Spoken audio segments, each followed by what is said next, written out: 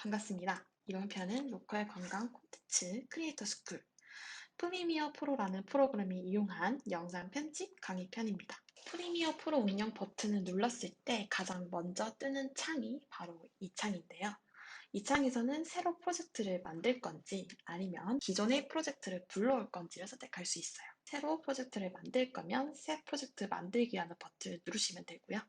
기존에 프로젝트가 있다면 그 프로젝트를 불러올 거라면 프로젝트 열기를 누르시면 됩니다. 하지만 오늘은 처음부터 시작하는 거니까 새 프로젝트 만들기를 누를게요. 새 프로젝트를 만들기를 누르면 이렇게 작은 창이 떠요. 이 창은 어디에다가 저장을 할지 세팅하는 창인데요. 이 창이 뜨는 이유는 프리미어 프로는 오토세이브라는 기능이 있어요. 그래서 이 오토세이브 기능을 쓰기 위해서는 우리가 어디에 저장할지 지정을 해야 되잖아요. 그래서 이 저장하는 위치를 세팅하는 창입니다. 저는 로컬 관광 콘텐츠 크리에이터 스쿨이니까 스쿨이라고 제목을 정할게요. 저장 장소는 본인이 원하는 저장 위치를 찾아서 선택하시면 되는데 데스크탑에 이제 여름이라는 파일을 따로 만들어 놨기 때문에 이 장소를 선택하도록 하겠습니다. 그리고 밑에 다른 이런 세팅 창은 웬만하면 안 건드리시는 게 좋아요. 바로 확인을 누르시면 됩니다. 그러면 여러분들이 자주 보시던 프리미어 프로 화면이 떠요. 프리미어 프로의 이 화면 레이아웃 같은 경우는 편집자마다 창을 어떻게 구성하느냐에 따라서 다른데 이 CC 같은 경우에는 위에 학습, 어셈블리, 편집, 색상, 효과, 오디오, 그래픽 등 다양한 레이아웃 버전을 제공하고 있어요. 그래서 내가 만약에 효과를 위주로 편집을 할 거다 그러면은 효과 창을 눌러서 버전을 바꿔주시면 되고요. 아니다 나는 오늘 그래픽 편집을 많이 할 거다 싶으면은 그래픽을 누르면 그래픽 전용 버전으로 바뀝니다. 오늘은 저희가 편집을 주로 할 거기 때문에 가장 보편적으로 많이 쓰는 버전인 편집 버전으로 강의를 진행하도록 하겠습니다. 편집 버전 같은 경우는 총 4분할로 화면이 이루어지는데요.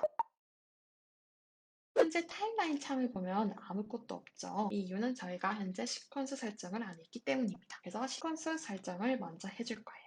왼쪽 밑에 보시면 프로젝트 창이 있을 거예요. 그리고 이 맨 밑에 메모지처럼 보이는 아이콘이 보이실 텐데요.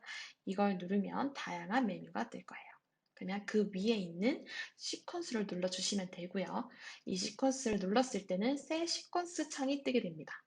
그러면 어도비에서는 자체적으로 이제 시퀀스 사전 설정이라고 해서 다양한 버전을 제공을 하는데요. 주로 저 같은 경우는 설정창 들어가셔가지고 사용자 정의를 누르시고 프레임 크기는 가로는 1920, 세로는 1080, 그리고 피스의 종횡비를 정사각형 피스로 맞춰주면 16대 9 비율의 시퀀스가 만들어집니다. 그리고 프레임은 본인이 원하시는 만큼 설정을 하시면 되는데 저 같은 경우는 24프레임을 많이 해요. 그래서 시퀀스 이름은 아무거나 하셔도 되는데 저는 스쿨이기 때문에 스쿨이라고 지정을 하겠습니다. 그럼 이렇게 스쿨이라는 시퀀스 창이 만들어집니다. 시퀀스 창이 만들어졌으면 저희가 편집해야 되는 영상을 불러와야겠죠? 영상을 불러오는 방법을 알려드릴게요. 영상을 불러오는 것을 저희는 보통 임포트라고 얘기를 하는데요. 이 임포트의 I를 따서 단축키 컨트롤 I를 누르면 영상을 불러올 수 있는 창이 떠요. 그럼 여기서 자신이 가지고 오고 싶은 영상을 선택을 한 다음에 가져오기 버튼을 누르시면 영상이 이렇게 가져와집니다. 아니면 이 프로젝트 창을 더블 클릭을 하셔서 영상을 불러오셔도 되고요. 또는 이 프로젝트 창에서 바로하기 메뉴를 누르시면 가져오기라는 메뉴가 떠요. 이 가져오기라는 메뉴를 누르면 마찬가지로 영상을 불러오실 수 있습니다. 이제 파일 나누는 방법을 알려드릴 텐데요. 작업을 시작하실 때 영상 개수가 방대하게 많거나 효과음을 따로 정리해야 되는 경우가 생길 거예요. 또는 꼭 그렇지 않더라도 따로 정리를 해서 작업을 시작하시는 게 작업하실 때 더 편하실 겁니다. 아까 시퀀스 만들 때 제가 메모지 아이콘 알려드렸잖아요. 이 메모지 아이콘 옆에는 파일 모양의 아이콘이 있어요.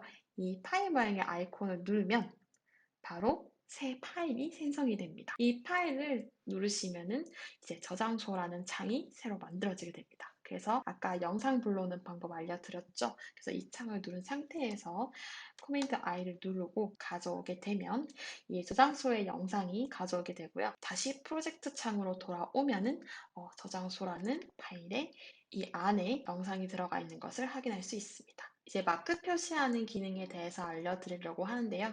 이 마크라는 기능은 굉장히 다양하게 쓰일 수 있어요. 근데 제가 오늘 알려드릴 마크 기능은 BGM에다, 즉 음악에다가 이 기능을 어떻게 응용할 수 있는지를 알려드리려고 합니다. 왜냐면 저희가 영상을 편집할 때 음악을 쓰실 거잖아요. 근데 우리가 단순히 이 음악 위에다가 영상을 올리는 게 아니라 음악 박자에 맞춰서 영상을 컷 편집을 할 건데, 이 박자를 음악을 일일이 들어가면서 컷 편집을 하기에는 너무 번거롭잖아요. 그래서 이 마크라는 기능을 이용을 해서 박자에 맞게 미리 표시를 해주는 겁니다. 그럼 먼저 음악 파일을 불러와야겠죠? 음악 파일도 앞에 말씀드렸던 비디오를 불러오는 것처럼 똑같이 하시면 되는데요.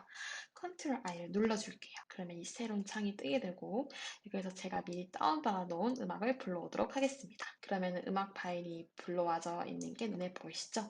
이 음악 파일을 타임라인, 오디오 레이어에다가 올려줄게요. 타임라인 창에 오디오 파일이 추가가 되고요. 현재 마크 표시를 하려면은 이 오디오가 잘 보여야 되니까 단축키 플러스를 누르시면 타임라인 창이 점점 확대가 됩니다. 그리고 이 마크를 표시하는 단축키가 M인데요. 컨트롤 M을 누르면 미디어 내보내기 창이 뜨기 때문에 절대 컨트롤 M을 누르시면 안 되고요. 그냥 M을 누르셔야 돼요. 타임라인 창을 선택한 상황에서 M을 누르시면 타임라인 전체에 이 마크 표시가 뜨게 되고요. 이 클립을 선택한 상황에서 단축키 M을 누르면 클립 위에만 M이 표시됩니다. 이 M을 지우는 방법도 간단한데요. 먼저 해당 클립을 더블 클릭하면 이런 소스 창이 뜨게 되고요. 이 마크 표시가 보이시죠? 이 마크를 선택한 후 Alt M을 누르면 마크가 지워집니다. 또는 이제 여러 마크를 지워야 되는 경우도 생기잖아요. 그럴 때는 해당 클립을 누르신 후 Alt 커맨드 M을 눌러주시면 전체 마크가 사라지게 됩니다. 이제 레이어의 개념에 대해서 알려드릴게요. 제가 앞에 마킹 설명을 하면서 음악을 오디오 레이어에 올려달라고 표현을 했을 거예요. 프리미어 프로는 기본적으로 비디오 레이어와 오디오 레이어로 나눠집니다. 레이어는 우리나라 말로 하면 층이라는 의미인데요. 편집할 때 층을 나누고 층을 쌓는다고 이해하시면 쉬워요. 즉, 숫자가 높아질수록 가장 위에 있는 레이어고요. 숫자가 낮아질수록 가장 밑에 있는 레이어입니다. 그래서 제일 위에 있는 레이어가 프리뷰에 노출이 되고, 그 아래에 있는 레이어는 위에 있는 레이어에 가린다고 생각하시면 돼요. 그렇다면 여기서 이런 의문이 드실 거예요. 만약 두 개의 영상을 동시에 보고 싶으면 어떻게 하나요? 레이어를 다르게 두되 레이어에 있는 클릭 크기를 자르면 됩니다. 층을 하나의 햄버거라고 생각을 해볼게요. 패티와 같은 크기의 토마토를 위에 올리면 토마토만 보이게 되고 패티는 안 보여요. 하지만 토마토를 만약에 반으로 자르게 되면 어떻게 될까요? 그 반만큼 자른 크기의 패티가 보이게 됩니다. 그렇다면 비디오도 마찬가지겠죠? 밑에 해당 레이어의 비디오를 보이게 하고 싶으면 보고 싶은 만큼 위에 레이어의 비디오를 자르면 됩니다. 프리미어 프로라는 프로그램을 쓰는 이유, 바로 컷 편집을 알려드릴 건데요. 먼저 영상이 이렇게 타임라인에 올라와 있죠. 이 컷을 자르는 데 쓰는 단축키는 바로 컨트롤 K입니다. 물론 자르기 도구를 이용해서 이렇게 자르셔도 돼요. 근데 보통은 이제 이런 자르기 도구를 쓰는 것보다는 단축키를 쓰는 게 더 편하시니까 컨트롤 K를 쓰는 걸 추천드릴게요. 이 단축키가 헷갈리시는 분들은 나이프에서 따왔다고 생각하시면 돼요. 컷 편집을 할 때 꿀팁 두 가지가 있는데요. 먼저 우리가 컷을 이렇게 자르게 되잖아요. 내가 여기서 이 부분까지는 자를 거다 해서 자르게 되면 이 공간만큼 빅이 돼요. 그러면 재생하게 될 때 잘 재생이 되다가 갑자기 검은 화면이 뜨게 됩니다. 이렇게 되면 안 되겠죠. 그래서 지우실 때 그냥 딜리트를 누르지 마시고 Alt 딜리트를 누르는 방법을 추천드릴게요. Alt 딜리트를 누르면 뒤에 있는 클립이 자동으로 따라오게 되면서 이 공간이 채워지게 됩니다. 그래서 재생하시게 되면 앞에 영상과 다르게 검은 화면 없이 재생이 하게 되죠.